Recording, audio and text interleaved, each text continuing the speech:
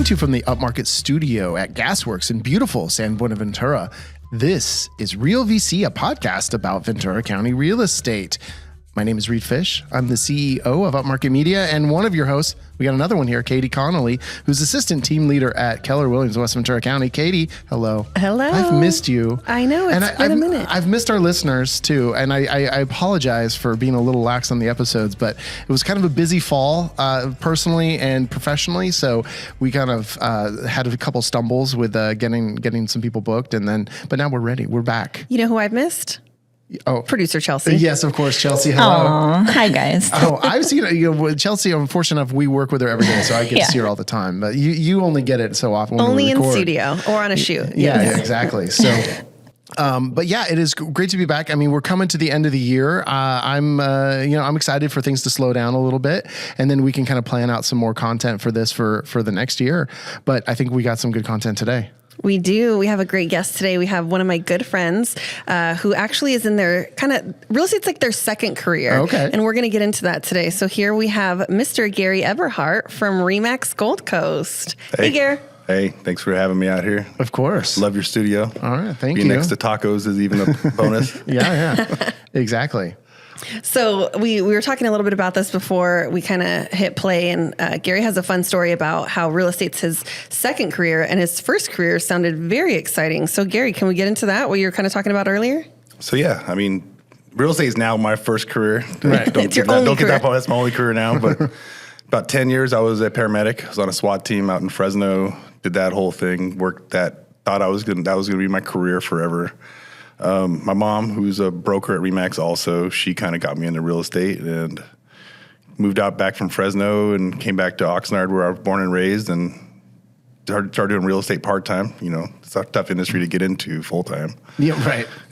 Was a bartender at the Rudder Room for about 3 years and to supplement some income until things were rolling in real estate. And been doing this now for 10 years. Just never looked back. Pretty good view out there at the Rudder Room and some nice houses to be surrounded by for sure. Well, so tell me a little bit. We've had some kind of some people on the show who've been a part of a family team, but we haven't heard it from kind of the perspective of the kids. So you have this like role model with your mom, and she got you into it. I mean, how is it? And obviously, you could probably only say good things, but how is it working with your mom? And what's that journey been like?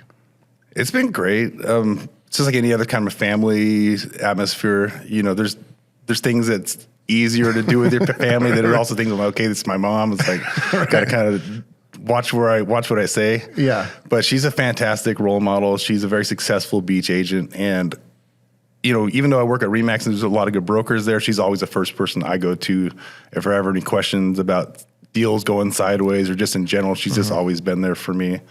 She's fantastic to work with. She's super smart and super cool. That's always good to have. Yeah. So is you guys working together kind of part of her, I hate to say retirement plan, I prefer like a sunset plan. I hear about these all the time, so I'm curious about this. It's a very on-trend kind of thing. Is that what, because I've never been to a realtor's retirement party, but is that what they call it now? I don't think there's ever been one. Yeah. I'm still waiting for my invite. I think maybe. I mean, I think so. For her, she's very, very hands-on when it comes to meeting the clients. She's very old school in that approach. I am more set up with a lot of systems in place for maybe the sunset plan for us. A lot more referrals to give it to her. She's fantastic one-on-one, and I'm trying to make it easier for her. So setting up all the systems, getting the deals in place, and letting her close her. She's like my closer. Right. That's awesome. Make it easy, but she's fantastic at that. Right. Well, and then you get the luxury of kind of learning all that, learning how to close, and that's it. You know, and to me, that's the great thing about the family thing is like she's been doing it for however long, has all these relationships, and I mean that's when they start to pay off, right? As you cultivate all these relationships over time, and it just kind of it blossoms out or blooms out, and so when you're at the top of that bloom, it's great. But then you want someone to funnel it back down to. It checks a lot of boxes. Working with somebody, especially of different generations. Right. There's things that she's outstanding at that I'm not as good at, and I learn from her. And there's clients that she relates to a lot more than I would relate to, and vice versa. Like if we were having a conversation and you asked me to list your house, and I was talking more about the systems in place, the marketing, it may interest you more, but a lot of times some of the clients that we're talking about, Mom, they don't really know about that. They don't really care as much about that. They just want to know that we're looking out for their best interest, and that's really what, one weakness is another person's strength. And it's nice being able to work with a parent who's a different generation than you. For sure. Another strength that I know about, I've known Garry for over 10 years, and we started at a little tiny independent brokerage together, and kind of have followed each other and, split up, and then still keep crossing paths as the business goes on. I remember it was probably about 5-8 years ago, there was the thing that the coaches were talking about was really getting hyper local and being that like neighborhood specialist again, because what happened when IDX and websites and information was shared over the internet, agents were like, I can sell houses anywhere in California. I go anywhere. Right. And the experts were saying, no, be a hyper local agent. And what I love about Garry is he really took that to the next level, and like not only knows his neighborhood specifically in Oxnard Shores, but like knows the restaurants, knows where to play. And so Garry, what made you kind of take that? Because I remember when that was the thing, you really are somebody that took it and didn't just try it out. You took it and ran with it. Right.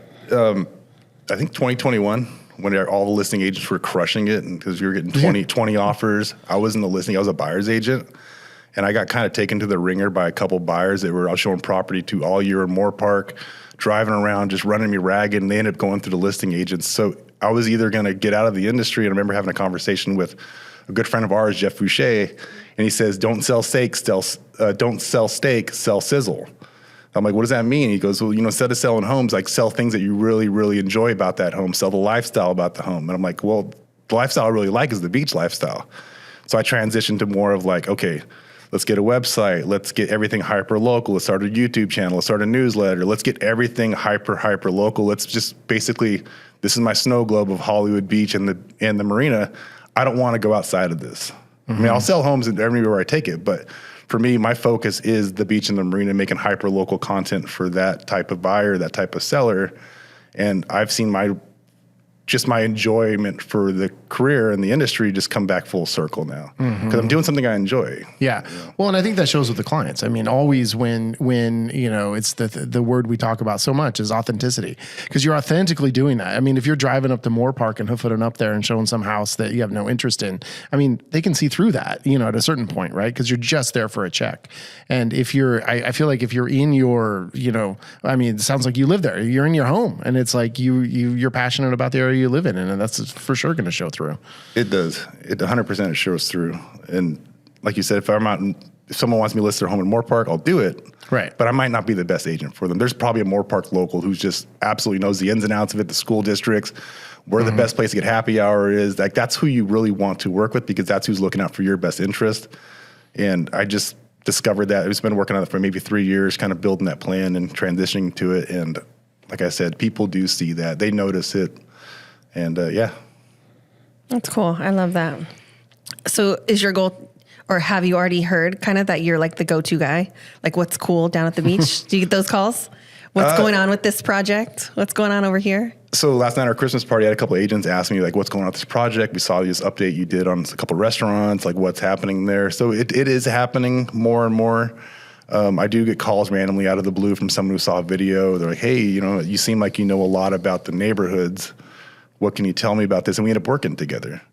And my approach was never to try and sell homes. I don't go to Canva. I don't make these templates on my Instagram about a house I just listed. I don't talk about a house I just sold. I want to tell about the story about it. And that's just kind of how I've always been.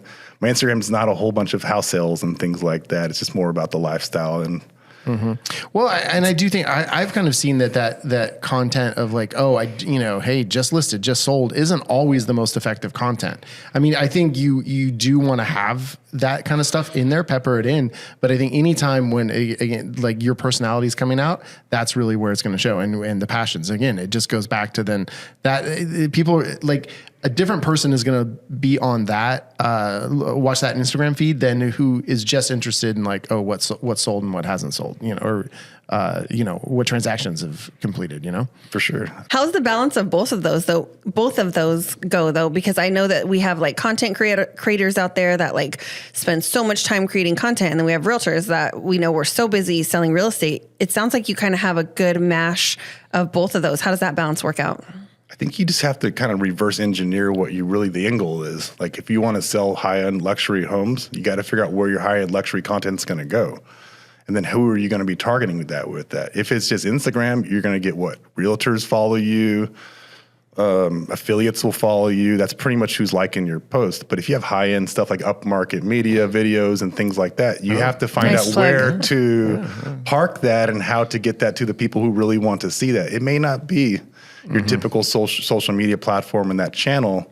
Yeah, that's where, being an entrepreneur, being a business owner, you can get creative in how you put that out there. So you just have to find a balance, fun and work, and kind of mix it in between without just being all of one direction. Yeah. Well, and I think when you do have that content, I mean, even if your Instagram feed isn't, all about that, to pepper that in there too. And, if you're finding other places that you're like, oh, I really can reach luxury buyers on, LinkedIn or whatever. I mean, still put that content on your Instagram because, I mean, you want all those little tentacles out there to try to hit people with that stuff. So for sure. Yeah.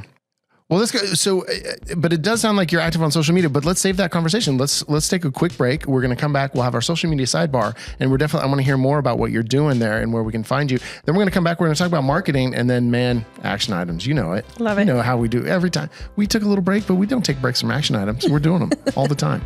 All right. See you in a sec.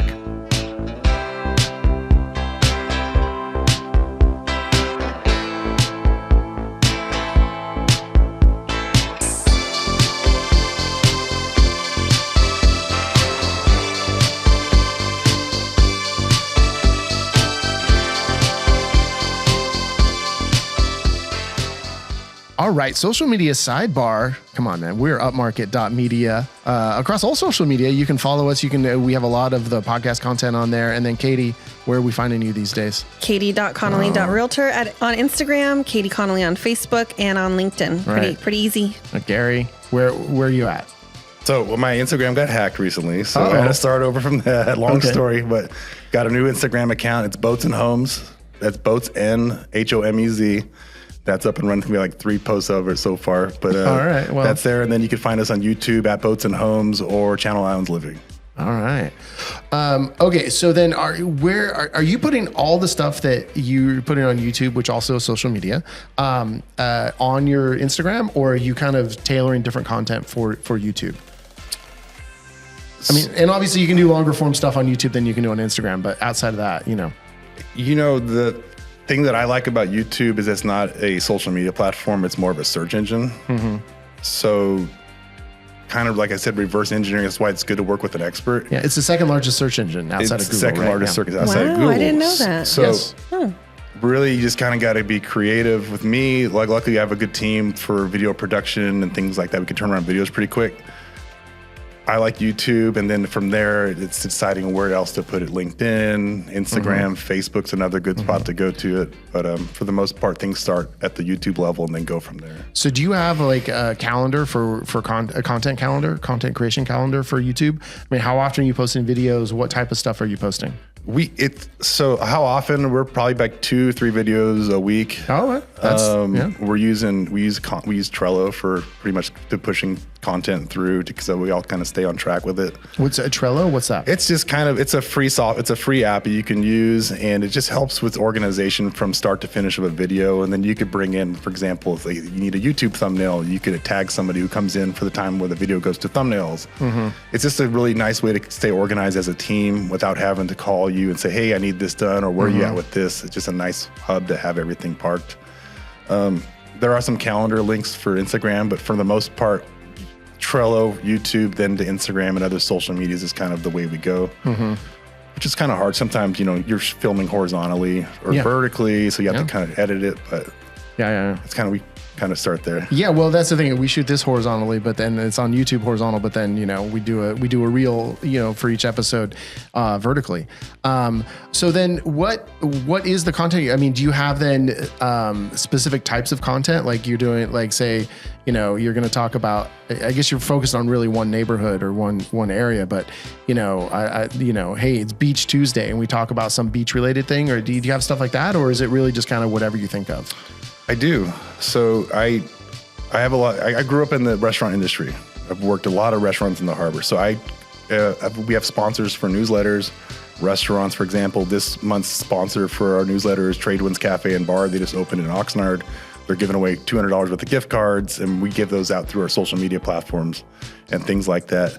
I also do a segment called Captain's Corner, where I interview like local boat captains, and we talk about I just did one with Eric Herman, who owns Executive Yachts in Ventura Harbor. He does a video with me every month, and we do Captain's Corner.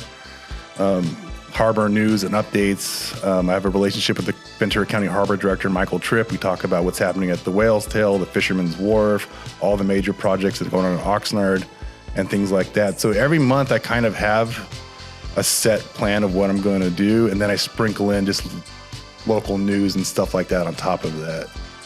So it's really just the way I come up with it is like, what questions might somebody be having who's thinking about moving to the area, and then I just make content based on that. And then do you pay for any of that content to be pushed out to other sites and stuff? I mean, I pay for like Google ads and YouTube ads and things like that. But for the most part, I think the best money you can spend is just retargeting your SOI, retargeting your database. I mean, it's funny, like, you go on your phone and say, hey, I'm looking at tissue paper. Next thing you know, you have a bunch of ads coming in there. Same stuff like that. You come to our Facebook page or YouTube page, there's ways to retarget people. And I think ultimately as a business owner, that's what you want. You want to be paying your ads for retargeting and not having to go out and get a bunch of paid traffic. You want it all to be organic. So the goal is organic. Right. But, strategically organic. Strategically organic. Yes. But I think the retargeting is, what we focus on a lot. And then so I imagine, because having a YouTube channel like that is a lot of work. Is it worth it? It's fun. Like I said, you find your passion. Like I sell the sizzle. I love the harbor. I love fishing. I like telling people about it, all the different things about the harbor. So if you're passionate about it, it doesn't feel like it's a job. Like I was talking to Brandon today. We're like, okay, let's go shoot this, and this. And we're going to talk about the parade of lights. We have this and that's coming up. Here's our shots. We need this B-roll, and it's just fun to do that stuff. But if you're not enjoying it, then just don't do it. That's the way. Right. That would be my tip for an agent right now. Is like, if you don't enjoy it, if you don't see yourself like being able to do this without having to like drag yourself to do it, then just find something else to do. But yeah, I enjoy it. It's a little weird at first. I didn't really like being behind a camera or in front of the camera. Or in front of the camera. Well, I'd rather be behind the camera, but being in front of it. And then at this point now, I'm just like, okay, sure, it looks good. Just push it out. Who cares? Like, well, no, I know, and I'm sure you probably had it too. Like when you start doing a podcast, you start listening to it and you're like, my voice is the worst. I hate my voice. And now I'm just like, oh, I don't even. Yeah, that's what I sound like. Yeah. Yeah, that's what I was going to ask, Gary, is if it was always that easy and organic to just kind of get out there and be on camera and stuff like that. So sounds like you already answered that question. No. Just like anything, it takes time. Practice makes progress. Okay, but then here's the thing, though. So are you seeing results, though? I mean, do you feel like you are getting clients from that content? Or is it just kind of really like on the edges, just kind of making, people that you're already in contact with actually, buy into what you're doing more? Or you think it's actually bringing new people in? It depends how you measure results. If people are calling you, asking you there's not a whole lot of deals being happening right now. I mean, I'm trying to find a place for my clients to buy in the harbor. I think the last time a harbor listing was like a month ago. Right. So there's just not a whole lot of inventory. So you're just stacking up the amount of contacts you're making, that you're building relationships, because when it does pop off, then you'll start seeing the results. But right now you're just stacking up, getting ready for Q1. And, yeah. So, I mean, results, yes, I'm getting calls, I'm getting people, I'm interested, but it hasn't really directly driven into listings yet and things like that. But to break into a luxury market takes time. You just have to be willing to be patient with it and do the grind.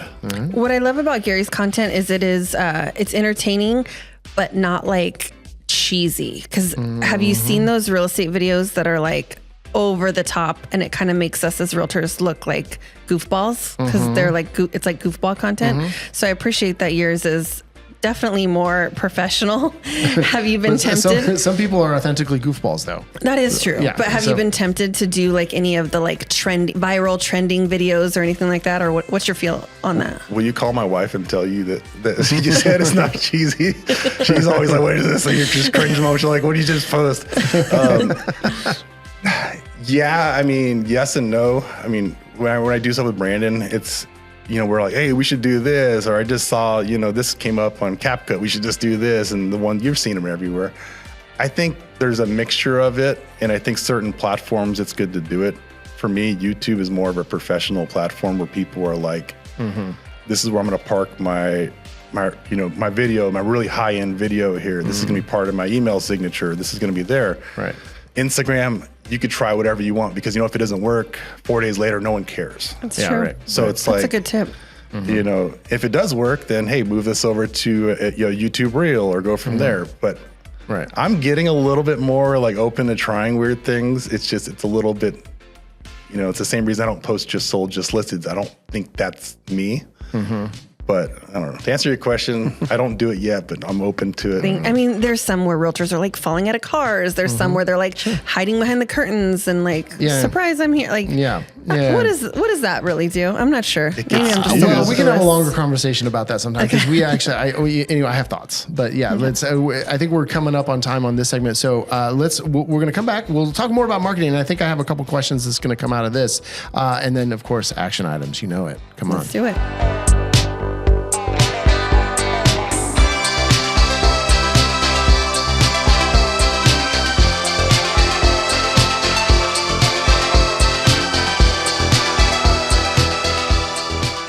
All right, Katie, let's do a little more with Garry Eberhart. So let's talk some marketing in our marketing moment. But Garry, we were just talking a lot about social media and stuff, and you did mention retargeting. So can you, for people who don't know, can you actually explain what that is exactly?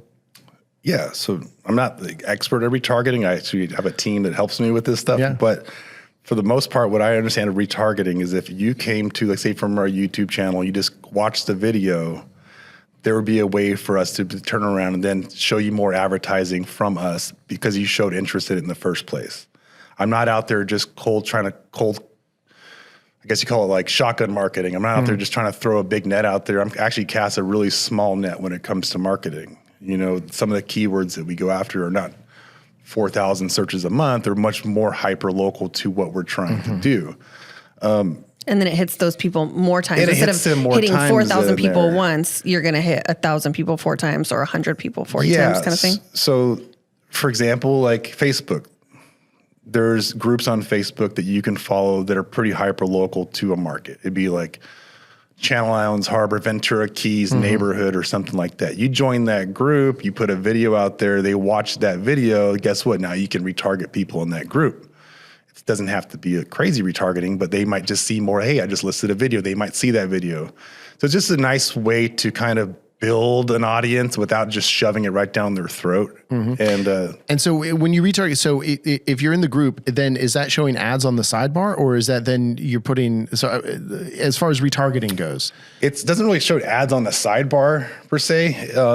I think it will show, like if say, for example, you go to Facebook, you might see something else that we've done. Our videos might be you just get into the algorithm, into the algorithm of it. But we're just kind of, like I said, that's the end goal. Right now, I still pay for ads. I still pay for Google and things like that because I do have my own website, which is great. That's one of the reasons why I do that is because I pay for a website that has IDX and it can, I can advertise on it. But the end goal has always been to be able to retarget and to get organic traffic. So, right. And then so are you finding the marketing you're doing, are you just kind of doing digital marketing, or are you doing, other stuff as well? So I do print also, which is really hard. That's one of the tough. And expensive. It's really expensive. That's the hardest thing about being in a luxury market is you can't door knock because they all have gates. It's a second home market, so they're never there. So you have to print and you have to do direct mail, and direct mail is expensive. And then when you have 1 or 2 agents, for example, Keith and Arlene in the Harbor, Keller Williams, they crush it. So how many pieces of mail are going out every month for them? Probably 10 pieces of mail. Ann Howarth at the beach, her team, they're crushing it. How many pieces of mail go out there? They're spending so much money in print marketing. So I do print marketing to say, hey, I'm over here still. Like, hey, look at me. Right. But to do print marketing correctly, it does cost a lot of money. And that's the hardest thing about breaking into a luxury market like that, is that you have those costs that you're not going to have if you're trying to break into like a median house pricing market where you can go door knock, you can cold call, you can pretty much get a lot cheaper ways to go get the business. So I do print, but I'm not doing as much as I would like to. Right. Well, yeah, I mean, you got to set aside the budget. Maybe you're budgeting for 2025 yet? Yeah. Print on there.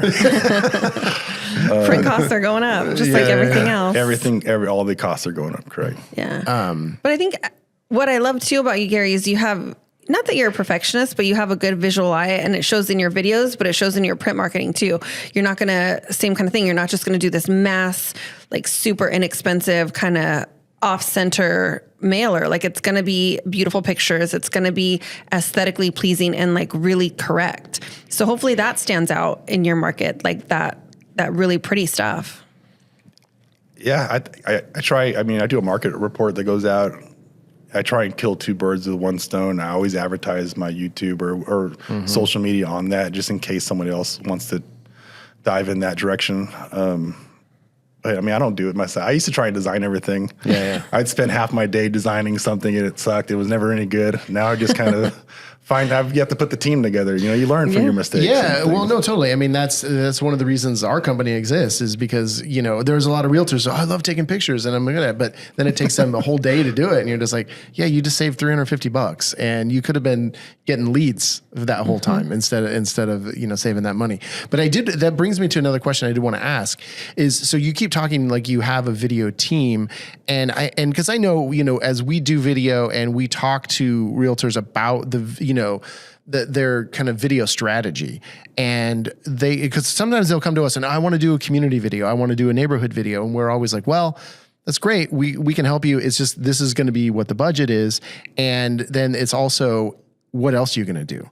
Because, you know, it needs to be a strategy, right? It's not just one video. You can't just do one video about Channel Islands and then expect to be top of everything. So what we always say is like, hey, well, we can come up with a way to make this affordable. Let's shoot 5 videos in a day, or let's do this, or let's do that. But we also say, you should really supplement it with content that you're creating yourself. And because most people don't have the budgets to hire us to come out, you know, for 4 times a month to be doing stuff. But so is your team like in-house, and like, how are you approaching that? And how are you kind of keeping your cost affordable, you know, for whatever budget you're doing?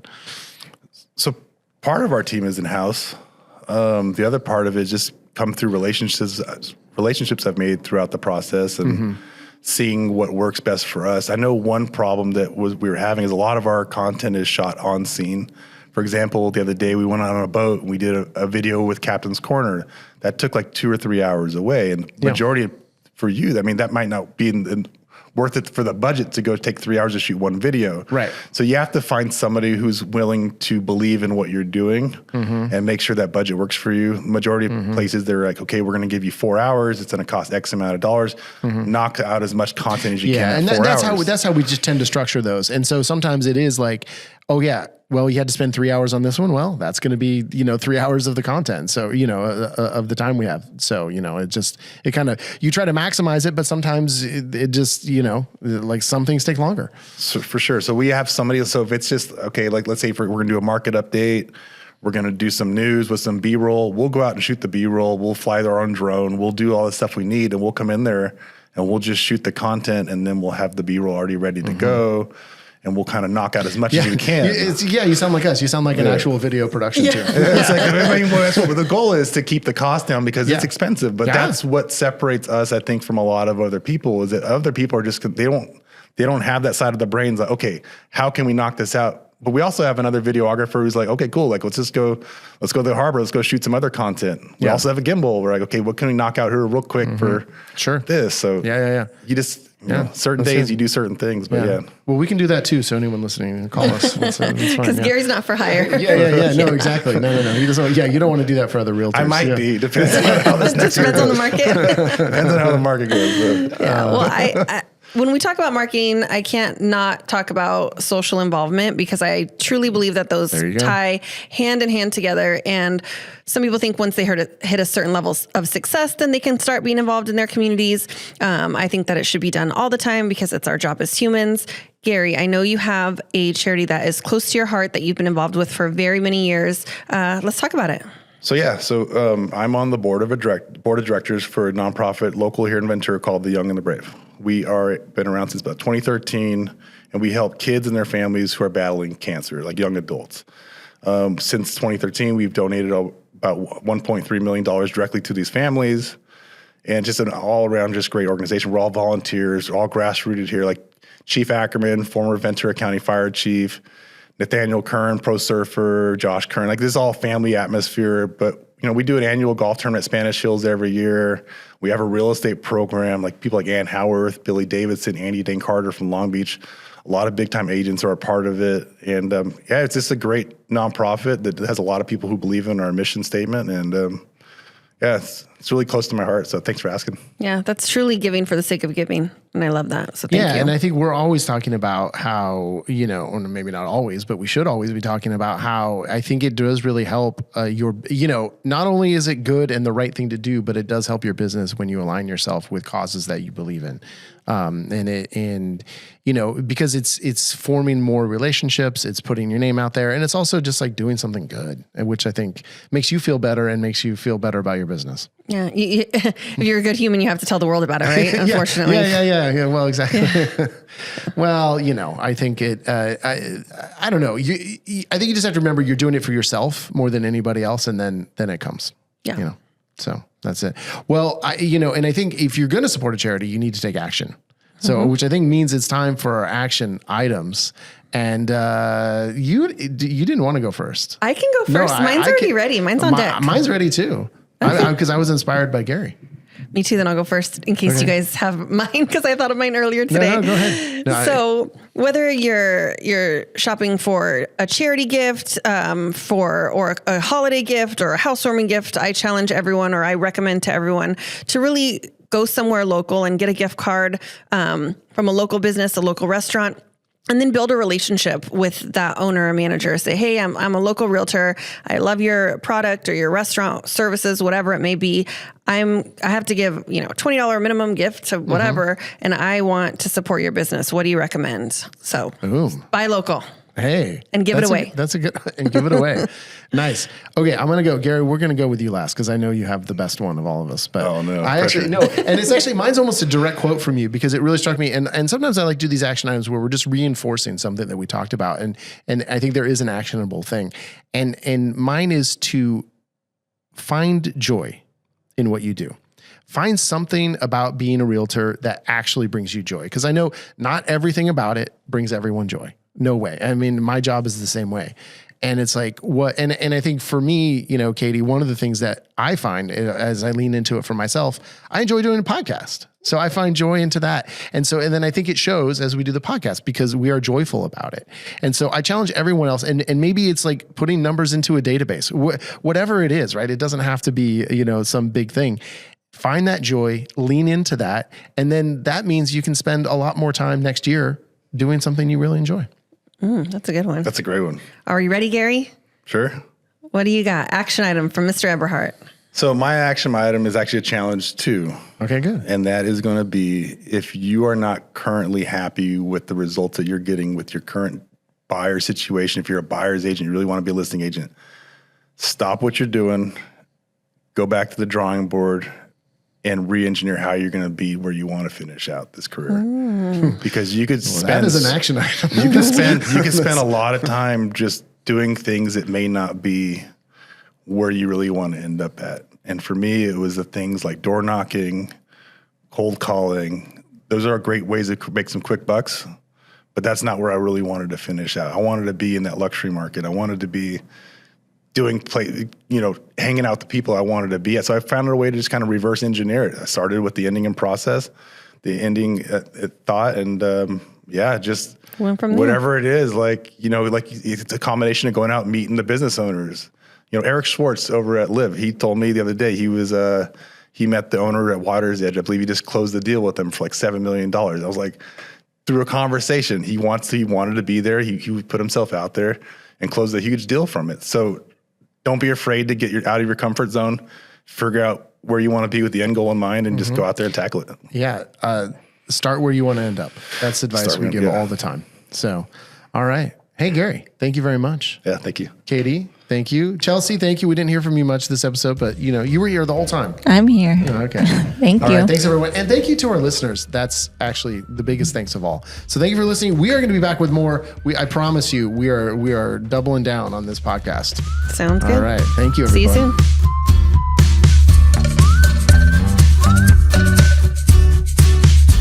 Real VC is a production of Upmarket Studios. This episode was produced by Chelsea Froelich and edited by Bethany Diedrich. We'll be back shortly with a brand new episode, but in the meantime, we hope that all your transactions will be smooth. Thank you for everything.